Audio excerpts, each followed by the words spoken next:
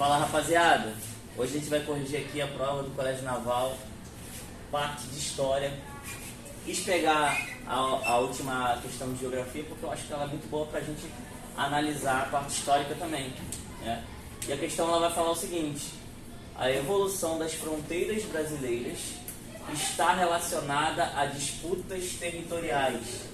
E aqui a gente já tem uma relação muito antiga, né? No sentido de pensar desde do Tratado de Tordesilhas, aí você tem a União Ibérica.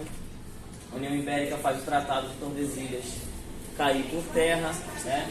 E o que acontece? Em relação a essas fronteiras, a questão ela vai querer saber alguma coisa, então. E a organização de atividades econômicas que ocorrem desde o período colonial. Quais são as atividades econômicas que ocorrem desde o período colonial? Economia do açúcar,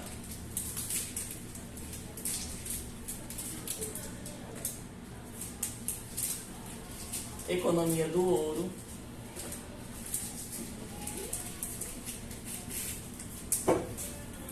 e economia do café. Então, provavelmente, a questão ela vai perpassar aí algum desses fatores, tá? Considerando a evolução da economia colonial brasileira e sua correlação com a expansão territorial, assinale a opção correta. Na letra A, a gente tem o seguinte, no final do século XVII, expedições exploratórias de colonizadores portugueses em territórios indígenas e a descoberta de jazidas de ouro e de diamante na atual região de Ouro Preto, em Minas Gerais, geraram um eixo de ocupação em direção ao interior do território. Interessante, a gente já deixa em aberto essa. Já no século XVIII, a região mineradora de Minas Gerais entrou em decadência.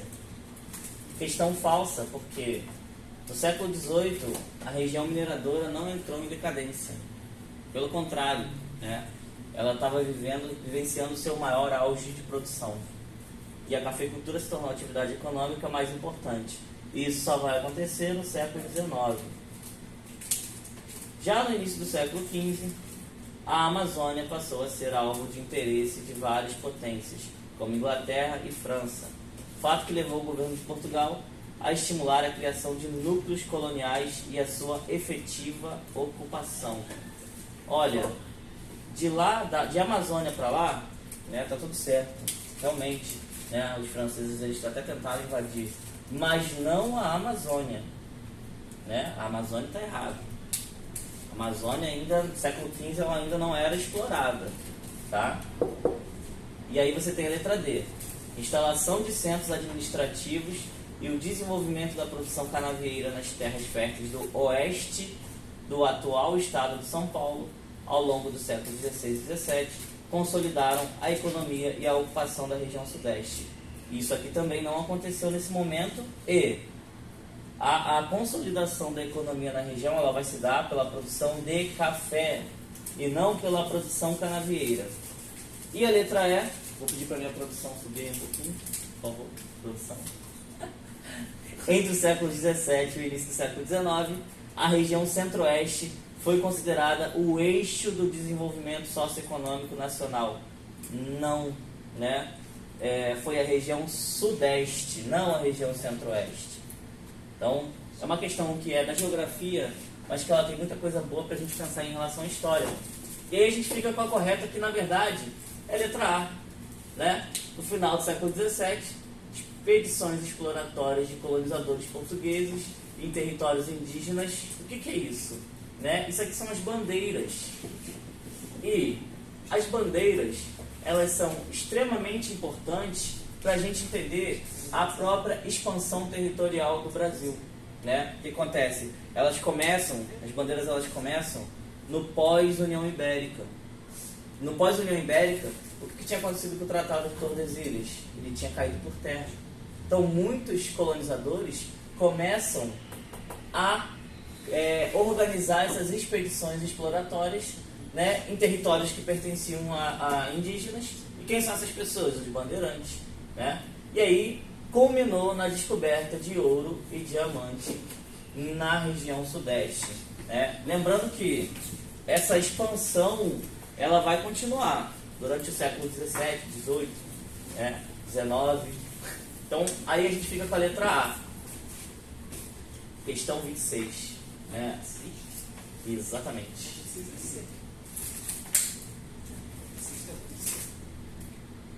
Mas é letra A mesmo. Então é isso aí. É letra A. Não tem como ser letra C, não. Não, é letra A. 27. Agora vai ser história. Né? 27. Acerca da economia cafeeira durante a Primeira República, assinale a opção correta. Economia cafeeira durante a Primeira República. Só para não se esquecer, a Primeira República ela vai de 1889 a 1930, também chamada por algumas fontes históricas de República Velha, ou de República Oligárquica, ou de República do Café com Leite. Tem várias denominações para ela. Tá? Sobre essa economia, nesse período aqui, vamos lá. Letra A. Por gerar muita riqueza, o café, mais importante produto primário da economia mundial, até ser substituído pelo petróleo, estava imune às crises estruturais e cíclicas do cenário mundial do século XX. Isso não é verdade. Né? A maior prova que a gente tem de que isso não é verdade é a crise de 29. A crise de 29 ela é uma crise, né, estrutural e cíclica do cenário mundial. Ela não começa ela não começa no Brasil, ela começa nos Estados Unidos. Mas, para vocês terem uma noção, o maior produtor de café, o maior consumidor de café do Brasil eram os Estados Unidos. Então, obviamente que a nossa economia cafeeira ela vai sofrer sim com os impactos. Então, ela não está imune. Pelo contrário, né? Em relação às crises estruturais e cíclicas, o café ele sofre bastante. Então, a letra A está erradíssima. Letra B, né? Para manter estável o preço do café, o governo federal brasileiro comprava os excedentes que não eram vendidos para o exterior, fazendo estoques reguladores e manipulava o câmbio. Essa informação é muito interessante, hein? C. Para os grupos sociais que desejavam um Brasil industrializado moderno, como os militares, amplos setores das classes médias urbanas, a burguesia industrial, era preciso manter a oligarquia rural no controle do Estado. Né? Na verdade, não existia essa visão ainda tão acirrada de manter uma oligarquia no controle do Estado. Né? Até mesmo porque, pós anos 30, as oligarquias elas vão perdendo cada vez mais força. Letra D. A demanda por força de trabalho para as lavouras de café foi completamente suprida pela imigração. Esse completamente suprida pela imigração incomoda um pouco, né?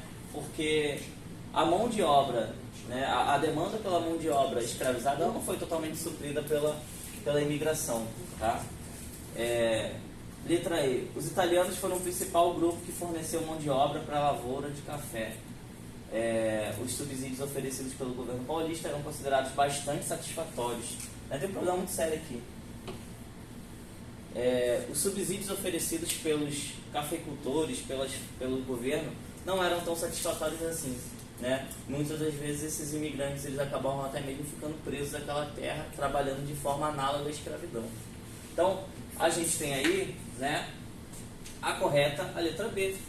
Para manter estável o preço do café, o governo federal brasileiro comprava os excedentes. Isso existia, né, desde o início do século XX, através do famoso convênio de Taubaté. Né? E o que era o convênio de Taubaté? Era um órgão criado pelos cafeicultores para se protegerem de qualquer eventualidade. E a questão fala justamente disso. Né? Como que eles se protegiam? O governo ele sempre comprava o que sobrava. Assim, os prejuízos que pudessem acarretar a produção não afetavam os cafeicultores. Tá? Então a correta aqui é letra B. Correto?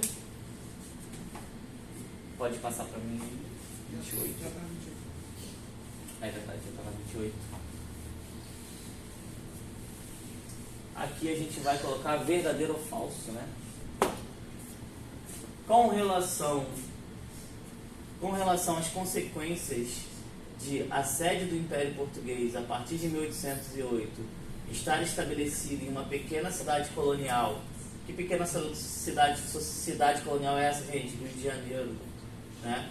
Resultando em transformações profundas na América Portuguesa e na sua relação com o Império Lusitano.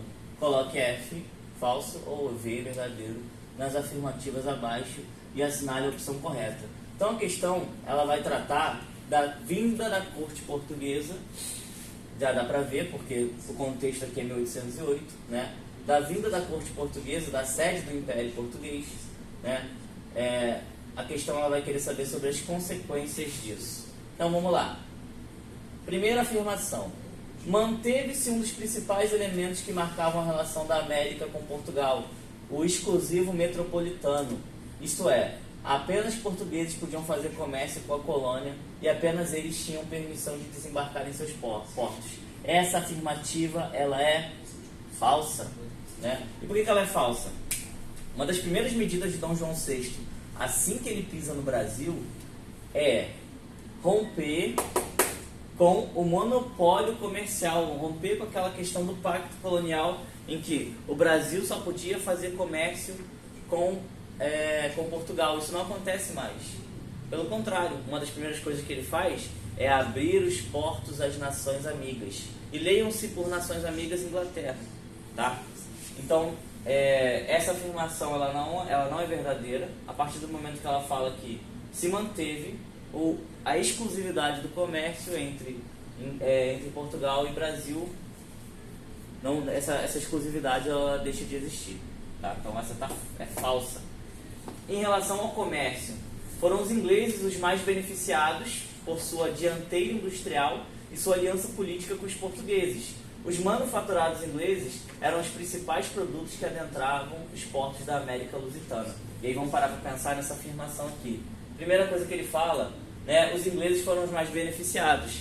Isso é verdade, porque quando Dom João VI ele assina o tratado, né, de abertura dos portos às Nações Amigas, depois ele assina o tratado de navegação de amizade com a Inglaterra, ele concede aos produtos ingleses apenas 15% de impostos em relação aos outros que eram impostos muito maiores. Na prática, como isso funciona, né? A Inglaterra ela se beneficia. Por que ela se beneficia? Porque a quantidade de impostos que ela tem que pagar é menor. Então, quando a afirmativa ela fala que os ingleses foram os mais beneficiados, ela está certa. Então, beleza. Por sua dianteira industrial, também está certo, né? Primeira nação do mundo, da Europa, a se industrializar foi a Inglaterra, né? E sua aliança política com os portugueses também está certo, uma vez que a corte portuguesa ela sai de Portugal por causa do bloqueio continental que o Napoleão tinha estabelecido. E quem escolta, né, os portugueses até o Brasil, até sua colônia, são os ingleses. Isso dá por um motivo, né? Portugal não queria perder sua maior parceira de negócios, sem contar também, né, a antiga relação que já existia desde que a Inglaterra começou a se industrializar, né, criando aí as suas manufaturas, seus produtos, e Portugal aparecendo como o maior consumidor desses produtos. Então, né, os manufaturados ingleses eram os principais produtos que adentravam os portos da América Lusitana. Essa afirmação é verdadeira. Terceira afirmação: a abertura dos portos, contudo, não tinha apenas um aspecto econômico. Ela abria a América para o mundo. A partir de então, a região recebeu viajantes de várias nacionalidades. Isso é verdade. Você tem, por exemplo, a missão francesa, né, a missão artística francesa, convidada por Dom João VI para vir para cá retratar a fauna e a flora brasileira, né? O Rio de Janeiro ele se torna uma cidade metropolitana no sentido, né, não só uma cidade metropolitana, mas também uma cidade cosmopolita, né, que recebia pessoas do mundo todo, recebia coisas do mundo todo. Então essa afirmação até agora está verdadeira, né? A partir de então a região recebeu viajantes de várias nacionalidades que contribuíram para ampliar o conhecimento que se tinha sobre a América, né? Um exemplo disso são as próprias missões artísticas. Você tem aí o Jean-Baptiste Debré, o Johann Moritz Rugendas, que vão pintar, vão fazer várias obras mostrando o cotidiano, né, o cotidiano da vida na colônia, então, principalmente em especial do Rio de Janeiro. Então, essa afirmação ela também é verdadeira, né? A instalação da corte no Rio de Janeiro teve também como resultado investimentos em estradas, obviamente, porque, né, você tem toda a máquina administrativa portuguesa que veio para o Rio de Janeiro, e é óbvio que, em nível de infraestrutura, algumas reformas precisavam ser feitas para receber essa galera. Então, até aí está certo, tá? Além disso, foram transferidas para a região instâncias importantes responsáveis pelas decisões administrativas e políticas. Veio toda a corte portuguesa para o Rio de Janeiro. Isso significa que, em relação à administração e à política, todo o Império Português, né? Portugal, Algarves, Brasil, as colônias africanas, tudo era governado daqui do Rio de Janeiro. Então, essa afirmação, ela também é verdadeira. Produção, pode subir para mim, por favor? Só para eu poder... Isso. Ficou meio bugado aqui, né? Mas a gente estava lá com a primeira falsa, né? A segunda verdadeira, a terceira verdadeira, essa também verdadeira, e ficamos com a última agora. Apesar da sede da capital do Império, a América Portuguesa é sempre, leiam como Brasil, tá? É o Brasil, América Portuguesa. Permanecia na prática colônia. Isso não é verdade, né? Nem mesmo a mudança do Estatuto de Brasil ao ser transformado em Reino Unido, a Portugal e Algarves. Quando Dom João VI, lá em 1815, assina o tratado que transforma o Brasil em Reino Unido, a Portugal e Algarves, o Brasil deixa de ser uma colônia. Então, quando a afirmativa ela fala aqui, né, que o Brasil continuava sendo uma colônia, que não mudou em nada o status, ela está errada, tá? Então, essa é falsa. E aí ficamos com a primeira falsa, as três verdadeiras já estava marcado certo, né? A letra A, falsa, verdadeiro, verdadeiro, verdadeiro, falsa. Letra A. Pode passar para mim, por favor? 29 agora, né?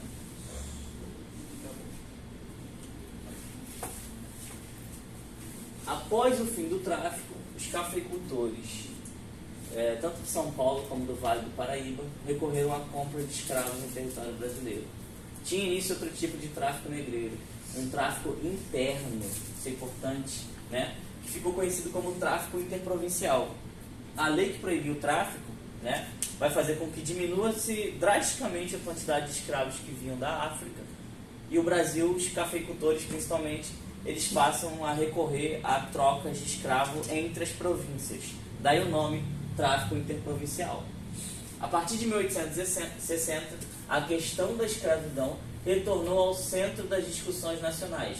Começava a se organizar um movimento em defesa da abolição da escravidão. Então a questão já está falando aí, né, dos últimos 28 anos de escravidão. Nos últimos 28 anos de escravidão, surgem vários grupos sociais que começam a defender a causa abolicionista, inclusive os militares, né, pós-guerra do Paraguai principalmente. Conforme intelectuais, profissionais liberais, trabalhadores urbanos questionavam a sua continuidade, questionavam a continuidade da escravidão, o governo aprovou algumas medidas para diminuir gradativamente a utilização da mão de obra escrava negra no país. Então, a questão ela já está te dando uma pista, né? Está falando o seguinte, que a abolição ela foi gradual e lenta, né? Até mesmo porque abolir a escravidão de uma vez só traria problemas sociais muito grandes. Então, eles foram abolindo, né, de forma gradual. E como que se deu essa abolição de forma gradual? Bom, assinale a opção que não apresenta um aspecto relacionado ao cenário relatado acima. Essas coisas vocês têm que prestar sempre muita atenção, né? Não, é o que não é certo. Tá? A gente vai olhar várias afirmativas aqui. A gente vai ter 5 alternativas e uma dessas alternativas ela está dando uma informação errada, que é o que a questão quer. Então, letra A. Segundo o projeto da Lei do Ventre Livre, seriam livres os filhos nascidos de mães escravas. Beleza? Né? A Lei do Ventre Livre realmente, né, falava disso. Previa-se ainda indenização aos proprietários pela perda que resultaria da liberdade dos filhos de seus escravos, verdade? Até então também sua propriedade, né? Lembrando que antigamente, lá no início da montagem do sistema de escravidão, era muito bom para os cafeicultores, para os produtores agrícolas, que as escravas elas tivessem muitos filhos, porque pensa, é um escravo que a mulher teve e você não teve que pagar por ele. Então, ele era posse do dono daquela escrava, né? Aquela criança não nascia livre. Então, por esse motivo, muitos cafeicultores, principalmente, começam a pedir o seguinte: eu quero uma indenização pelos escravos que eu não vou ter mais. Tá? Então, essa afirmação está correta, mas não é o que a questão pede. A questão pede o que está errado. Letra B. Os escravos, cientes de que a legitimidade da escravidão estava em debate, reivindicavam a abolição em revoltas, fugas, criação de novos quilombos. Isso também está certo, né? Os escravos eles nunca foram passivos. Pelo contrário, sempre houve uma resistência muito grande. E a questão ela fala disso. Principalmente, né, nos últimos 28 anos de escravidão, né, você vai ter aí escravos que se revoltam, fogem, fundam novos quilombos. Então essa afirmação também está certa. Letra C. Vamos olhar a letra C.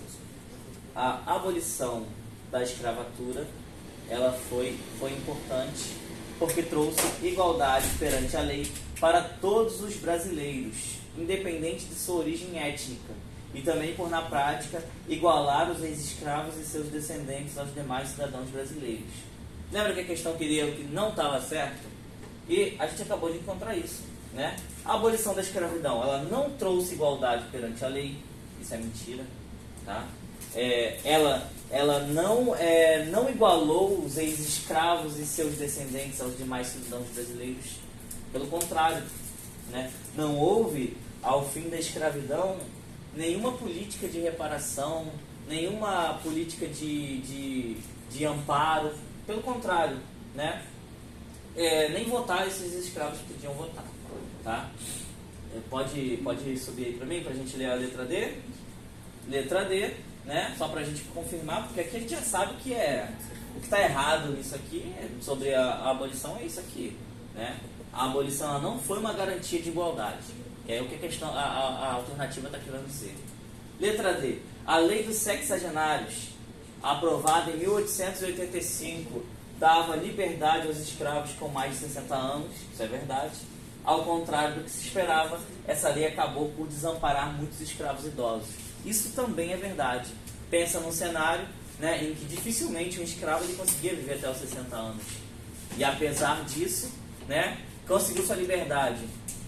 O que acontece? Aquele escravo que já era bem idoso, ele não tinha para onde ir. Então, para ele era melhor que ele continuasse sendo escravizado do que ser solto por aí, né, e não conseguia absolutamente nenhuma garantia de nada. Pelo contrário, ficar desamparado. A lei ela só serviu para desamparar ainda mais um escravo que já sofreu sua vida toda, né, sofreu sua vida toda as consequências de ser escravizado e agora ainda tinha que se virar, né? Então a questão ela tá, a alternativa ela tá certa nesse sentido, né? Para confirmar, vamos lá, letra E, ao final da década de 1880, final da década de 1880, né? São os últimos anos da escravidão, porque a escravidão ela vai ser abolida 8 anos depois, 1888, e ao fim do segundo reinado, começo da República. Então, ao final da década de 1880, um novo fator pesou sobre o debate público. Os cafeicultores do oeste paulista haviam encontrado no imigrante europeu um substituto dos escravos. Isso é verdade, né? Está acabando a escravidão, precisamos botar outra mão de obra, uma mão de obra remunerada, né? E aí entra a figura do imigrante e a importância que ele vai ter. Por esse motivo, não se engajavam mais como antes na defesa da escravidão, né?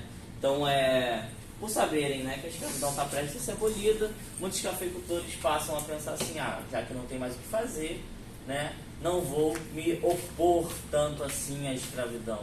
Pelo contrário, vou passar a investir na vinda de imigrantes europeus. Até mesmo porque se acreditava que isso traria um possível futuro branqueamento para o Brasil. Também não é o que não era, né, não era uma ideia muito inteligente da parte deles, tá? Mas aí você tem a alternativa correta pra gente, que é o que está errado, é a letra C, né? A abolição da escravidão não trouxe igualdade de ex-escravos perante a lei, não trouxe igualdade nenhuma. Pelo contrário, só postergou as desigualdades a ponto de hoje o Brasil ser um país extremamente racista. Tá? Agora, letra C, agora vamos para questão 29, não é mesmo? 29, 30 na verdade, 30.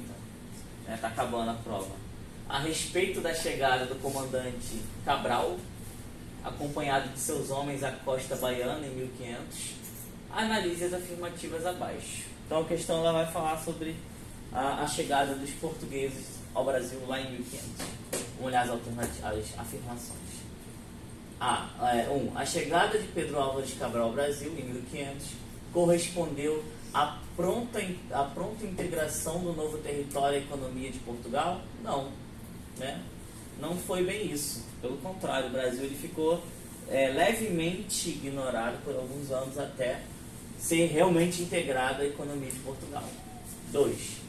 Portugal manteve sua atenção e recursos voltados para o comércio oriental, isso é verdade, né? Mesmo com o Brasil, mesmo com essa nova terra aqui na América sendo descoberta, né? A economia das especiarias lá na Índia, ela ainda era muito mais viável economicamente, né? O que fazia com que eles deixassem o Brasil numa posição secundária por alguns anos, né? Preocupando-se apenas em garantir a posse do seu território frente às continuadas investidas de outros países europeus. Então, durante os primeiros anos, a preocupação maior foi impedir que os franceses conseguissem invadir o Brasil. Então essa afirmação ela está certa, né? 3. Entre 1500 e 1530, os portugueses dedicaram-se ao reconhecimento e à defesa do território, verdade, né? Foram 30 anos aí, né, focados apenas em reconhecer e defender, mas também produzir pau-brasil, né? Extrair pau-brasil, né? Produzir não. Bem como a exploração do pau-brasil, pois não tinham encontrado os metais preciosos que tanto desejavam. Afirmativa certa. 4. Passados 30 anos da chegada de Cabral e diante da progressiva crise do seu comércio no Oriente, Portugal voltou-se para a efetiva colonização das terras brasileiras, preocupando-se com a consolidação de sua dominação sobre o Brasil. Também está correta. Então nós temos aí a primeira falsa, a segunda verdadeira, a terceira verdadeira, a quarta verdadeira. Então as afirmativas que estão certas são 2, 3, 4, 2, 3, 4, letra D, né? A única que está errada é a que fala que houve uma pronta integração ao território, né, à economia de Portugal. Isso não foi verdade. Vamos para a penúltima questão. Para a penúltima questão, produção só para mim. 31, né? Essa é sobre a Era Vargas e vai falar, né, de um contexto muito específico que é justamente aí o Estado Novo, tá? Enquanto eram organizadas as campanhas das eleições presidencialistas para 1988, Getúlio Vargas se empenhava em articulações políticas com o propósito de permanecer no poder. A principal das articulações políticas é o famoso Plano Cohen, que cria uma pretensa, né, uma falsa conspiração comunista, e aí o Vargas ele se aproveita disso e cria o Estado Novo, né, se tornando extremamente ditatorial, centralizando o poder nas suas mãos e governando o Brasil através de decretos, né, decretos-leis, como eram chamados, tá? Assinale a opção que apresenta as principais medidas adotadas durante o Estado Novo nas áreas política, administrativa e econômica, respectivamente. Então a gente vai procurar aqui medidas na política, medidas administrativa e medidas na economia de forma respectiva, então vai estar em ordem. Então, letra A, indicação de João Goulart para o Ministério do Trabalho. Aqui a gente já começa com uma afirmação errada. Isso aqui só vai acontecer, né, nos anos 50. O contexto aqui é o contexto do Estado Novo, 1938. Nos anos 50, né, é que ele indica João Goulart para o Ministério do Trabalho, que é quando ele assume a presidência de forma democrática. Então aqui a gente já matou que não tem nada a ver, né? Censura das oposições ao regime, isso está certo, né? E a criação do BNDE também está certo, porém a primeira frase ela já quebra a questão inteira. B. Fechamento de todas as casas legislativas até depois do plebiscito, nada a ver. Criação do DIP, Departamento de Imprensa e Propaganda, também está certo, né? Que por sua vez controlaria a imprensa. E a aprovação da Petrobras também só vai acontecer nos anos 50. Então, a gente não pode confundir as fases da era Vargas, muito menos, né, a fase que Vargas governou de forma ditatorial, de 1930 a 1945. Não podemos confundir com a fase em que ele governou de forma democrática, né, lá nos anos 50. C. Centralização política, tá certo, né? Ele centraliza o poder nas mãos dele, com o fortalecimento do poder do presidente, criação do Departamento Administrativo de Serviço Público, o DASP, que é um órgão que tinha a função de preparar os funcionários para seguir as ordens do presidente, né? De eliminar as incompetências, como eles gostavam de falar. Então, tá certo. Né? E a criação da Companhia Siderúrgica Nacional também tá certo, né? Vai ser nessa época que Vargas ele vai criar aí a CSN, que hoje em dia foi uma empresa que foi privatizada, mas que nessa época que foi o primeiro estímulo que o Brasil teve à industrialização. E para que isso acontecesse, ele cria a Companhia Siderúrgica Nacional no Estado Novo, tá? Então, é importante diferenciar, né? Período democrático, governo democrático de Vargas, petróleo, né? No período do Estado Novo, investimento maciço na industrialização, em especial do aço. D. Suspensão dos partidos políticos, tá certo, né? Criação do jornal Última Hora com o objetivo de veicular notícias favoráveis à figura de Vargas. E a aprovação da Petrobras aqui de novo, então nada a ver. E. Fortalecimento do Poder Executivo, certo? Criação do Departamento Administrativo de Serviço Público, tá certo? E criação do Banco Nacional de Desenvolvimento Econômico, também não foi nessa época. Então a correta aqui é a letra C. Letra C. Centralização política, né?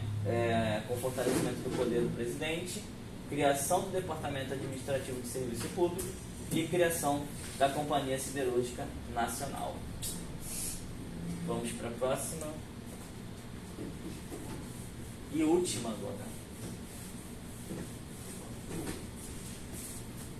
Sobre a ocupação francesa no Brasil, assinale a alternativa incorreta. Incorreta. A. A expedição comandada por Villagnon era composta por católicos e protestantes, isso é verdade, né? Além de aventureiros e comerciantes interessados na exploração de riquezas. Inclusive, vai ter muita briga também por causa dessa questão religiosa aqui, né? Na primeira tentativa de colonização francesa, que era a famosa França Antártica. B.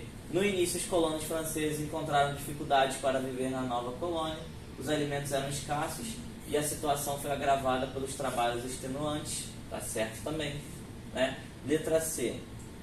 Diante da ocupação francesa, os luso-brasileiros agruparam suas forças e, em 1560, sob o comando de Mendes Sá, expulsaram os franceses, né? E nessa expulsão eles ainda formam a cidade do Rio de Janeiro, tá certo também, né?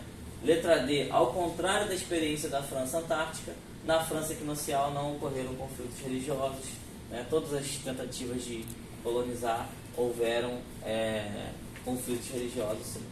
E letra E. A expulsão dos franceses da Baía de Guanabara não representou o fim da ameaça aos domínios portugueses. Os franceses planejaram uma nova ofensiva a uma região do Nordeste e, entre 1624 e 1625, ocuparam a Bahia. Quem faz isso são os holandeses. Então, a alternativa incorreta aqui é a letra E todo o resto está certo. É isso, rapaz. Tamo junto. Né? Boa prova para todos sempre. Valeu.